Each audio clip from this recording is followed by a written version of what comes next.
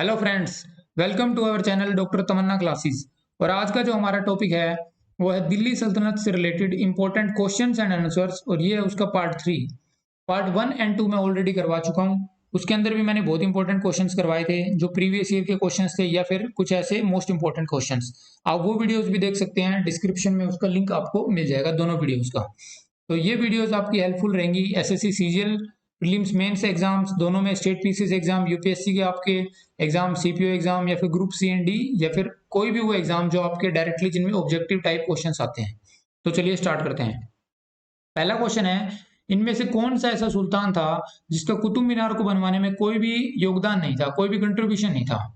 ठीक है, तो ये चार ऑप्शंस हैं। अब ऑप्शंस मैं नहीं पढ़ूंगा एक एक करके, ऑप्शंस आप खुद देख लो, अदरवाइज वीडियो बहुत ही लेंथी हो जाएगी। तो इसका आंसर मैं आपको डायरेक्टली बताऊंगा। आंसर क्या है इसका? बलबन।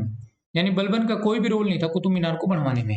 तो अब इसके अंदर क्या है, इन तीनों का रोल था। जैसे कुतुबुद्दीन ऐबक ने क्या किया था, कुतुब मीनार की कंस्ट्रक्शन को स्टार्ट किया था, मतलब इसने कुतुब मीनार को बनवाने में जो स्टार्ट होता है मतलब स्टार्टिंग की थी। ठीक है, फिर नेक्स्ट क्या है, इल्तुतमिश।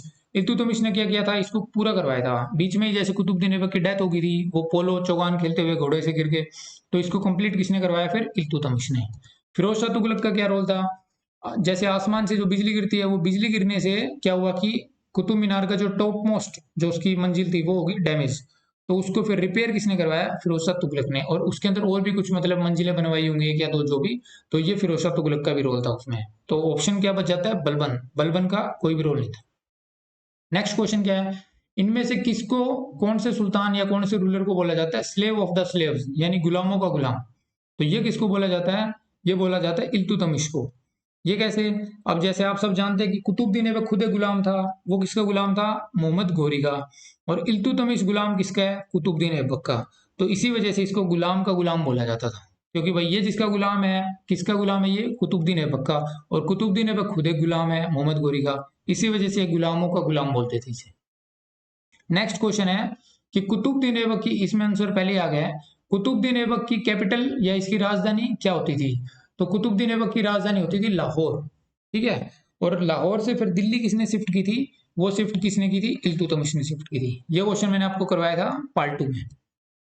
फिर नेक्स्ट क्वेश्चन है कि इनमें से कौन से सुल्तान के टेन्योर में एक मंगोल जो इन्वेडर होता था, ठीक है, यानी जो हमला करने वाला इन्वेडर, ठीक है, मंगोल इन्वेडर जिसका नाम था चंगेज खान, वो इंडिया के नॉर्थ वेस्ट बॉर्डर तक आ गया था। नॉर्थ वेस्ट बॉर्डर कौन सा? जैसे ऊपर जो अभी पंजाब और ये वाला जो बॉर्डर है ना, तो इस नॉर्थ वेस्ट बॉर्डर तक आ गया था ये मंगोल इन्वेडर चंगेज खान। कौन से शासक के रूल में? तो ये आ गया था इल्तुतमिश के टेन्योर में। ठीक है, अब ये यहाँ तक क्यों आ गया था? ये इसलिए आ गया था, उस टाइम एक मतलब फ्यूजिटिव रूलर यानी एक भगोड़ा रूलर होता था, उसका नाम होता था जलालुद्दीन मंगबरनी। तो ये भागता भागता इल्तुतमिश के राज्य में आ गया और ये चंगेज खान इसका पीछा कर रहा था। ठीक है, तो यहाँ पे ये मंगबरनी आ गया और इसने इल्तुतमिश से मदद मांगी कि भाई आप मेरी मदद करो, मेरे को बचाओ। लेकिन इल्तुतमिश ने साफ मना कर दिया कि नहीं नहीं भाई, हम आपकी कोई मदद नहीं कर सकते, आप वापिस लौट जाओ। तो ऐसा भी बोला जाता है कि इल्तुतमिश के इसी फैसले से उसने अपने साम्राज्य को बचा लिया चंगेज खान के हमले से भी। ठीक है, तो क्वेश्चन कैसा भी पूछा जा सकता है, इस क्वेश्चन को ऐसा भी पूछा जा सकता है कि चंगेज खान किसके कंटेम्परेरी था, है ना? जैसे अकबर के टेन्योर में पूछा जाता है कि अकबर तुलसीदास किसके कंटेम्परेरी थे, किसके समकालीन थे। तो चंगेज खान से रिलेटेड ऐसे भी क्वेश्चन पूछा जा सकता है। नेक्स्ट क्वेश्चन क्या है कि दिल्ली सल्तनत का कौन सा सुल्तान कंड, ये आ ही गया क्वेश्चन वही जिसकी मैं बात कर रहा था कि कौन सा सुल्तान आपका मंगोल लीडर चंगेज खान के कंटेम्परेरी था या उसके समकालीन था? तो ये कौन था? अभी हमने बात की इल्तुतमिश। अब इल्तुतमिश को रियल फाउंडर भी बोला जाता है दिल्ली सल्तनत का, ये भी आप याद रखना। स्लेव डायनेस्टी के फाउंडर कौन थे? कुतुबुद्दीन ऐबक। लेकिन रियल फाउंडर दिल्ली सल्तनत के इल्तुतमिश है। फिर नेक्स्ट क्वेश्चन है, after consolidating his power Balban assumed the title of, यानी कि अब मतलब जब बलबन के हाथ में अच्छी सारी पावर आ गई थी, जब उसने वो चालीसा ग्रुप होता था वो भी डिस्ट्रॉय कर दिया, ठीक है, और मतलब नोबल्स की भी ज्यादा नहीं मानता था, अपने आप को ही सुपीरियर समझता था, तो फिर इसने एक टाइटल लिया था। वो टाइटल कौन सा था? ये टाइटल था जिले इलाही। अब जिले इलाही का मतलब क्या है?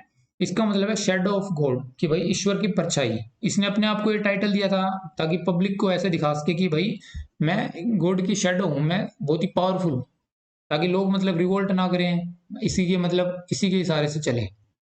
ठीक है, नेक्स्ट क्वेश्चन है कि उलुग खान का टाइटल बलबन को किसने दिया था। इससे रिलेटेड टाइटल इंपॉर्टेंट है दोनों के दोनों। अब ये टाइटल दिया था नसीरुद्दीन महमूद ने, बलबन को ये टाइटल दिया नसीरुद्दीन महमूद ने। अब ये कौन था, ये इसका सन इन लॉ होता था, ठीक है, बलबन का। तो ऐसा बोला जाता है कि मतलब जब इसके टेन्योर में भी, जब नसीरुद्दीन महमूद के टेन्योर में बलबन एक अच्छी पावरफुल पोस्ट होल्ड करता था, ठीक है, तो ऐसा बोला जाता है कि इनडायरेक्टली बलबन ही रूल करता था इसके टेन्योर में भी, और बाद में तो बलबन का रूल रहा ही 20 साल तक, 1266 से 1286 तक। तो ऐसा बोला जाता है कि इसने 2 बार रूल किया है, एक बार इनडायरेक्टली नसीरुद्दीन महमूद के टाइम और एक बार डायरेक्टली जब ये खुद रूलर बना।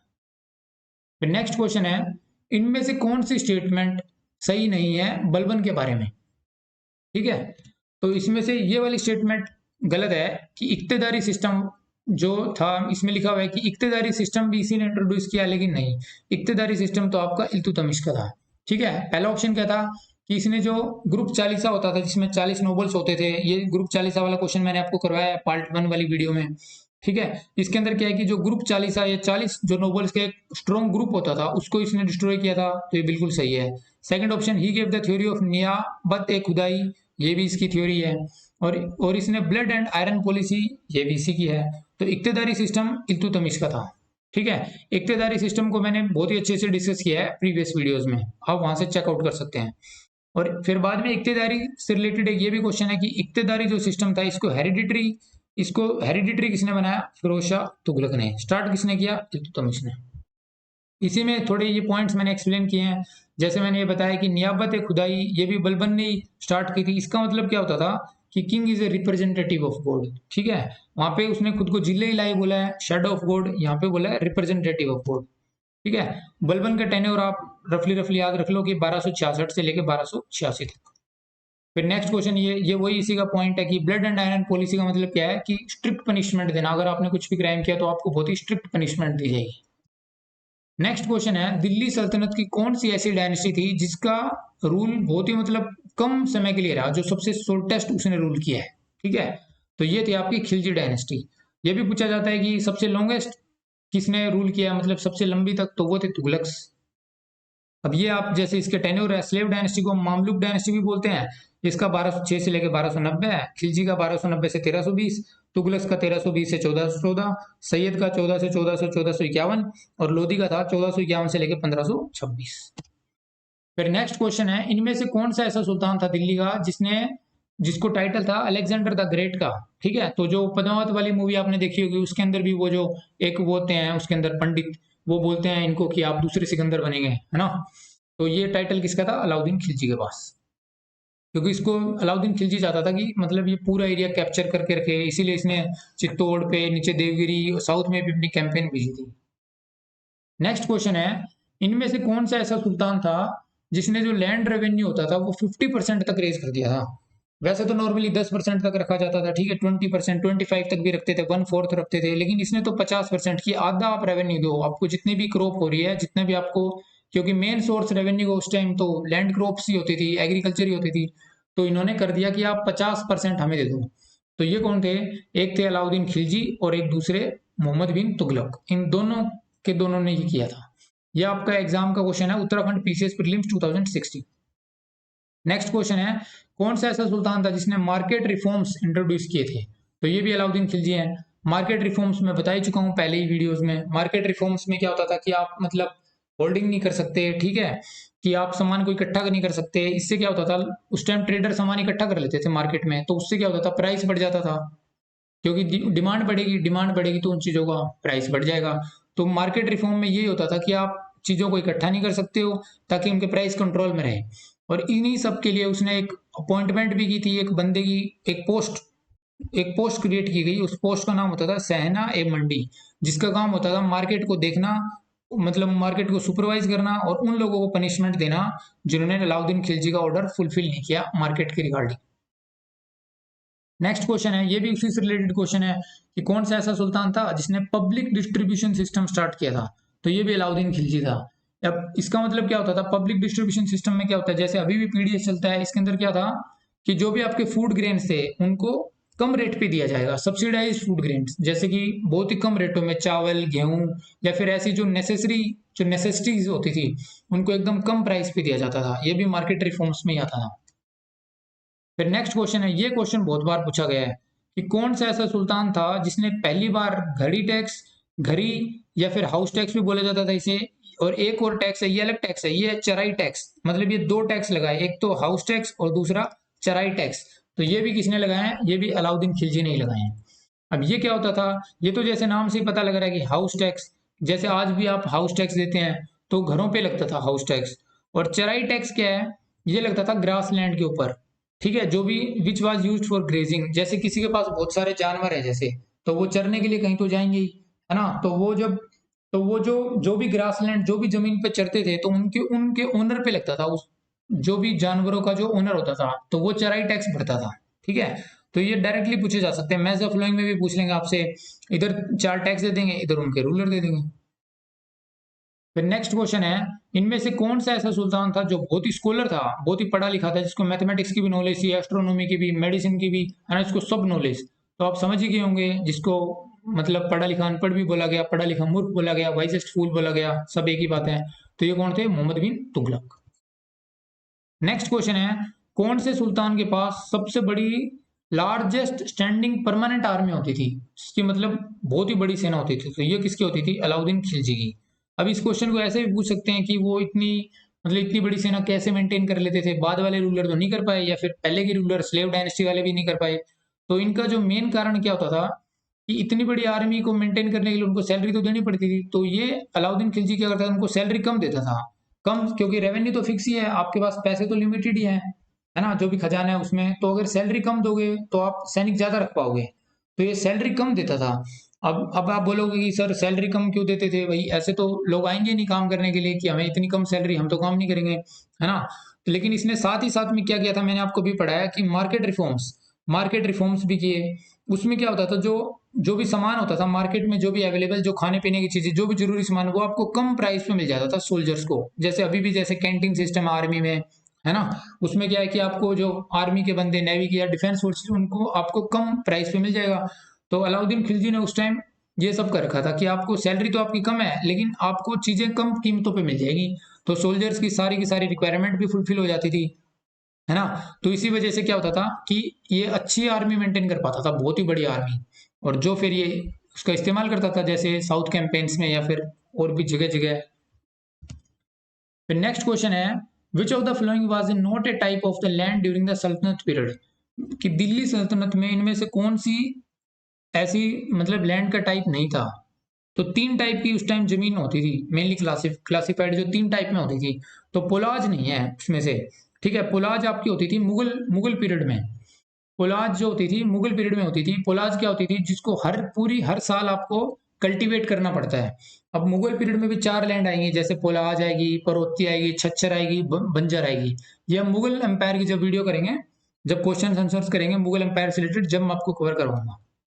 अभी जैसे इसके बारे में बता देता हूँ, इक्ता, खलीसा और इनाम, ये तीनों की तीनों जो लैंड होती थी, ये आपकी सल्तनत पीरियड में होती थी। इक्ता क्या होता है? इक्ता का जैसे मैंने आपको पहले बता ही रखा है, जो इक्तेदार कंट्रोल करते थे, है ना। जो जैसे क्या होता था इक्ता में, क्या जमीन के छोटे छोटे पार्ट्स में डिवाइड कर दिया जाता था। जो आपके नोबल्स हुए, ऑफिसर्स हुए, इनके पास होती थी। तो इनको ये इक्ता दे दिए जाते थे, मतलब जमीन का कुछ हिस्सा उनकी सैलरी के बदले। फिर नेक्स्ट क्या है? खालिसा लैंड। खालिसा लैंड वो होती थी जो डायरेक्टली सुल्तान के कंट्रोल में होती थी, जो सीधा सुल्तान कंट्रोल करते थे। नेक्स्ट है इनाम लैंड। इनाम जैसे नाम से ही हिंट आ रहा है कि इनाम, भाई आपको इनाम मिल गया, आपको इनाम में दे दी गई। तो इनाम लैंड कौन सी होती थी? जो उस टाइम रिलीजियस इंस्टीट्यूशंस को दे दी जाती थी, या फिर रिलीजियस जो लीडर्स होते थे, ठीक है, जैसे उलेमा, या फिर उस टाइम जो कोई सूफी, उनको जो दे दी जाती थी, ये आपकी इनाम लैंड है।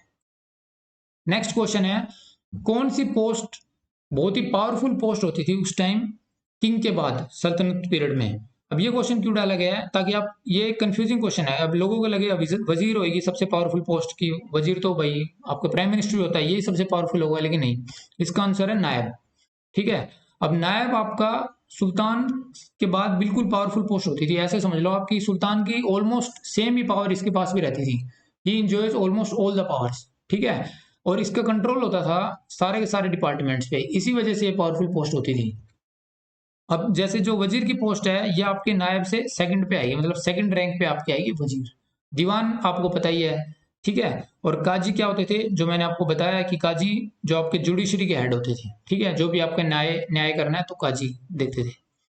फिर नेक्स्ट क्वेश्चन है दाग एंड चेहरा सिस्टम, जो कि आपका दिल्ली सल्तनत में इंट्रोड्यूस कौन से रूलर ने किया था, ठीक है, ये भी आप सब जानते होंगे। आपको एक बात बता दूं, अगर आपको क्वेश्चन का आंसर आ नहीं रहा है और गैस करना है तो अलाउद्दीन खिलजी लगाना है, ठीक है।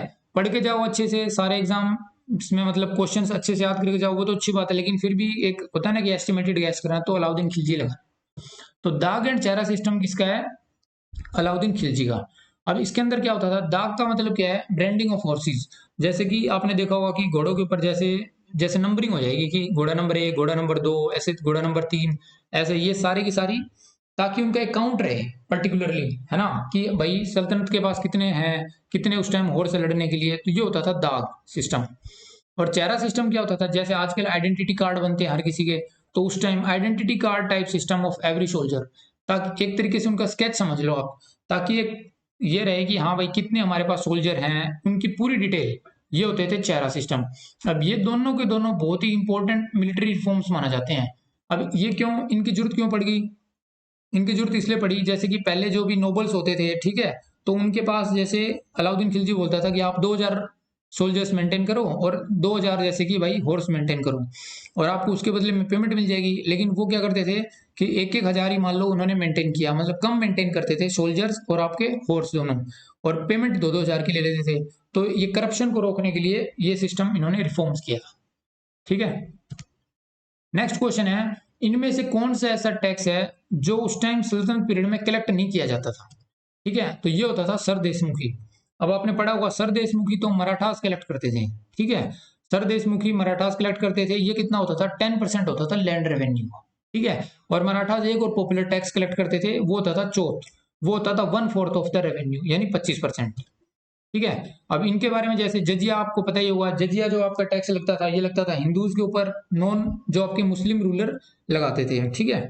Tax impose by Muslim rulers on the Hindus. इसके बारे में कुछ आप फैक्ट याद रख लो कि जजिया आपके पहली बार किसने लगाया था, कुतुबुद्दीन ऐबक ने। बाद में अकबर ने अब उसको हटा दिया था जजिया को, वो अकबर जोधा अकबर की मूवी में भी दिखाया गया कि अकबर ये टैक्स हटा देते हैं। और बाद में औरंगजेब ने क्या किया, इसको दोबारा से लगा दिया, ठीक है। फिर खैराज, यही मैं आपको ऑप्शन एक्सप्लेन कर रहा हूँ। खैराज क्या होता था, ये आपका एक लैंड टैक्स होता था, सिंपल, ठीक है। जकात क्या होता था, ये लगता था वेल्दी मुस्लिम्स के ऊपर, जैसे कोई रिच मुस्लिम्स है उस टाइम, तो उनके ऊपर टैक्स लगता था कि आप अपनी सैलरी का या फिर जो भी आपकी अर्निंग है वेल्थ का कुछ परसेंट आप दे दो एज ए टैक्स, और वो टैक्स फिर यूज होता था मतलब गरीब लोगों की मदद करने के लिए। नेक्स्ट क्वेश्चन है, शेरशाह सूरी का बचपन का नाम क्या था, या फिर उसका निक नेम, चाइल्डहुड नेम, कैसे भी पूछा जा सकता है। तो ये था फरीद, ठीक है। अभी जो इसमें बाकी ऑप्शन है जैसे जोना खान, निजाम खान, खुर्रम, अब ये किन किन के ये भी निक नेम है, तो ये किसके हैं, ये जैसे इसमें बता रखा है कि शेरशाह सूरी ने आपके जीटी रोड भी बनवाया है। पर जोना खान है मोहम्मद बिन तुगलक का बचपन का नाम। निजाम खान किसका ओरिजिनल नेम है, सिकंदर लोदी का। तो ये भी आपके क्वेश्चन ही बन गए हैं, इनमें से भी कुछ भी पूछा जा सकता है। खुर्रम तो आप सब जानते होंगे, ये शाहजहां का बचपन का नाम। नेक्स्ट क्वेश्चन है, कौन सी rulers of slave dynasty were of which origin. ये जो स्लेव जो आपकी डायनेस्टी थी, ये इनका ओरिजिन क्या था, ये भाई मंगलोइड से, तुर्क थे, अफगान थे, या फिर आर्यंस थे। तो ये क्या थे, तुर्क्स, ठीक है। अब दिल्ली सल्तनत में जो भी आपकी डायनेस्टी आती हैं, ये आप याद रख लो कि ऑलमोस्ट ऑल द डायनेस्टीज की सारी डायनेस्टीज जो भी दिल्ली सल्तनत में आती है, जैसे पहले स्लेव आते हैं, ठीक है, फिर आपके कौन आते हैं, खिलजीज आते हैं, फिर तुगलक आते हैं, फिर सैयद आते हैं, फिर लोधी आते हैं। तो ये सारे के सारे तुर्किश ओरिजिन के थे एक्सेप्ट लोदीज। लोदीज आपके अफगान ओरिजिन के थे, ठीक है। और फिर नेक्स्ट क्वेश्चन क्या है कि कौन सा ऐसा स्कॉलर या फिर कौन सा ऐसा जीनियस बंदा था जिसने मतलब 8 सुल्तान के साथ काम किया था दिल्ली सल्तनत के, ठीक है। ये भी एक ग्रेट अचीवमेंट है। तो ये कौन है, ये है अमीर खुसरो। अमीर खुसरो का टेन्योर क्या था, 1252 से लेके 1325 तक, ठीक है। अब अगर आपको अगर क्रोनोलॉजी याद होगी तो आपको ध्यान होगा कि जैसे बलबन का टेन्योर था 1266 से लेके 1286 तक, ठीक है। तो जो मेन जैसे इसमें इन्होंने काम किया है बलबन से लेके जियासुद्दीन तुगलक तक, इन 8 के 8 सुल्तानों के साथ काम किया है। तो इसमें जैसे भी कौन कौन आते हैं इंपॉर्टेंट, जैसे बलबन आए, फिर बलबन के बाद कोई और आएगा, फिर जैसे जलालुद्दीन खिलजी है, अलाउद्दीन खिलजी, गयासुद्दीन तुगलक, ठीक है।